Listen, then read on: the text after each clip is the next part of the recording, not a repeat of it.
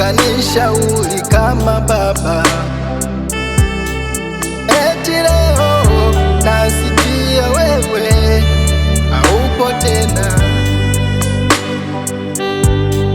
Baba yangu ninakulilia, ona moyo wangu ulivyopondeka, machozi yanatiririka. Hivi ni kweli umetuacha? Baba Mwailunga, mbona umetushtua? Taarifa tulizopata mioyo imevunjika, machozi yanatiririka, huzuni zimetufika.